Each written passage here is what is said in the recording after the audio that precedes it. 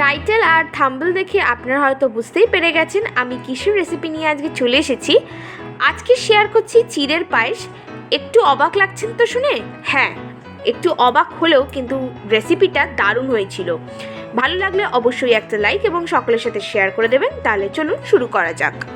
চিড়ের পায়েস তৈরি করবার জন্য সবার প্রথমে আমি নিয়ে নিয়েছি চিড়েটাকে এবারে ভালো করে আমি দুবার ধুয়ে নেব। চিড়েটা দুবার ধুয়ে নেব।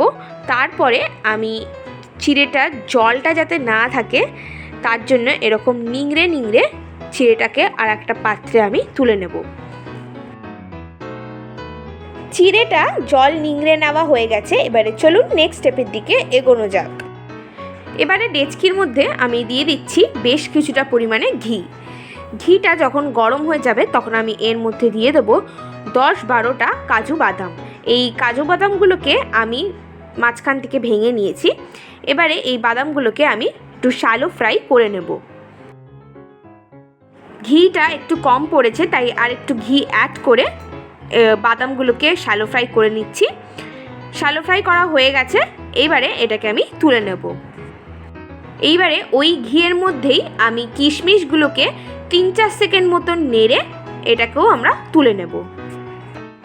এবারে ঘিয়ের উপরে আমি দিয়ে দিচ্ছি 2টো ফাটিয়ে রাখা এলাচ দিয়ে দেওয়ার পর এর মধ্যে দিয়ে দিচ্ছি আগে থেকে ফুটিয়ে রাখা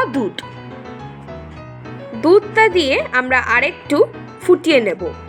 যদি ভিডিওটা ভালো লেগে থাকে তাহলে অবশ্যই ভিডিওটাকে লাইক করে দেবেন, আর যারা আমার চ্যানেলে নতুন অবশ্যই চ্যানেলটাকে সাবস্ক্রাইব করে নেবেন। এবারে অ্যাড করে দিচ্ছি চিড়ে। এই চিড়েটাকে আমি আগে থেকে জল দিয়ে ধুয়ে নিংড়ে রেখেছিলাম। চিড়েটা অ্যাড করে এবারে দুধ আর চিড়েকে আমি ভালো করে একদম ফুটিয়ে নেব। ভালো করে ফুটে গেছে। এইবারে একটা স্পেশাল টিপস আপনাদের সাথে শেয়ার করি। একটা বাটির মধ্যে আমি 1 হাতা দুধ তুলে নিয়েছি। এরপরে আমি অ্যাড করে দিচ্ছি গুঁড়ো দুধ। এখানে আমি 4-5 চামচ গুঁড়ো দুধ অ্যাড করে ভালো করে মিক্স করে নিচ্ছি। আপনারা যেমন ইচ্ছা গুঁড়ো দুধ যতটা পরিমাণে ইউজ করতে পারেন। এবারে এটা আমি ফুটন্ত দুধের মধ্যে দিয়ে দিলাম। এটা কেন ব্যবহার করলাম বলছি। পায়েসটার যাতে টেক্সচারটা ভালো হয়, যাতে থিকনেসটা হয়, তার জন্যই এই গুঁড়ো দুধের মিশ্রণটা ব্যবহার করলাম। এবারে আমি এর মধ্যে অ্যাড করে দিচ্ছি চিনি অ্যাড করে একটু ভালো করে মিশিয়ে আবার আমি অ্যাড করে দেব 3-4টে বাতাসা।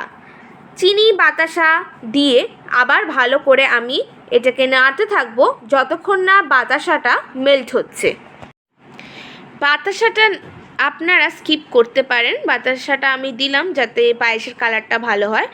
এরপর দিয়ে দিলাম আগে থেকে ভেজে রাখা কাজু ও কিশমিশ দিয়ে আমি আবার ভালো করে এটাকে ফুটতে দেবো। ফুটিয়ে দেখতেই পাচ্ছেন কিন্তু একদম একটা দারুণ ঠিক টেক্সচার চলে এসছে। উপর থেকে অ্যাড করে নিলাম থেতো করে রাখা এলাচ। এবারে দিয়ে সব কিছু ভালো করে মিশিয়ে এবারে এটাকে আমরা পরিবেশন করব। তৈরি হয়ে গেছে আমাদের আজকের রেসিপি চিড়ের পায়েস। এটা আপনারা অবশ্যই বাড়িতে ট্রাই করবেন এবং আমাকে কমেন্ট বক্সে কমেন্ট করে জানাবেন ভিডিওটা কেমন লাগলো। ধন্যবাদ।